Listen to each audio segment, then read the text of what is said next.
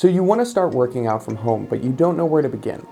This video will walk you through the different levels of gear you can invest in, starting with the bare minimum and working up to a more advanced setup. Hey guys, I'm Trent.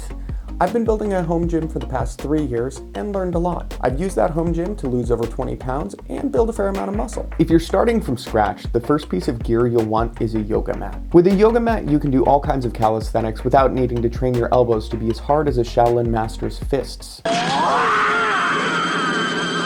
Personally, I have 2 oversized yoga mats that I stack on top of each other because I live in an apartment and the lovely woman who lives in the floor underneath me has explained that she isn't exactly a fan of me doing jump squats at 6:30 in the morning on hardwood floors.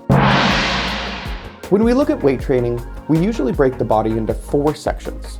1, the muscles that push at your front, 2, the muscles that pull at your back, 3, your legs, and 4, your abs. Don't forget abs, my friends. With a yoga mat, you can cover 3 of the 4 of these groups. However, you can't do pull exercises. The easiest way to add pull into your routine is with exercise bands. Exercise bands are nice because you can also use them to enhance your push, leg, or ab exercises as well. I'd recommend getting a set of 3 to 4 bands of different resistance levels. This will allow you to push yourself in different exercises. For example, I use a much thicker band for chest press than for lateral raise. With resistance bands and a yoga mat, you can get a great pump, so if you're working on a budget, I'd recommend starting with just these 2 pieces of gear. If you want to level things up from there, I'd recommend going with a pull-up bar. This doesn't just allow you to do pull-ups. You can also use the pull-up bar to work your abs. If you get a pull-up bar that resists against the wall, you can use a resistance band with it to do all kinds of push-pull and even ab exercises such as decline press, rows, or hanging tucks. If you don't have a doorway that you can use a pull-up bar on, then you can instead get a door anchor for the resistance band. You won't be able to do pull-ups, but you can get most of the same effect with bicep curls and rows. If you've still got a wad of cash just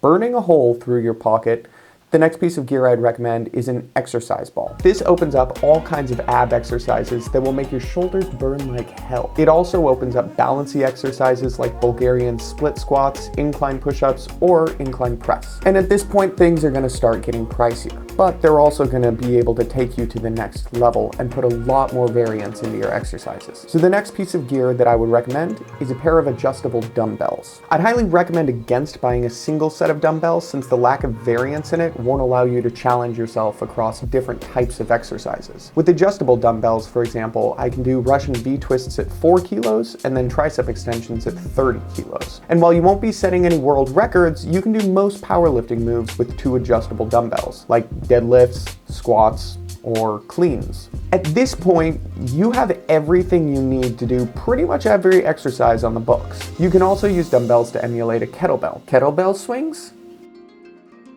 Check. Turkish get up? Check. Turkish get down?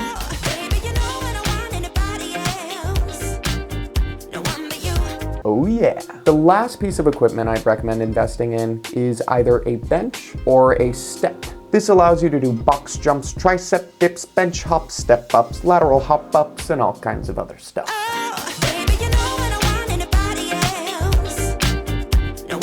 If you have room for a bench, I'd recommend that over a step. It's a bit taller, which is nice for the box jumps, and it also makes it a bit easier to do some dumbbell press exercises that can be a little tricky and balancy on the medicine ball. I live in Sweden where it is often rainy or snowy or both at the same time.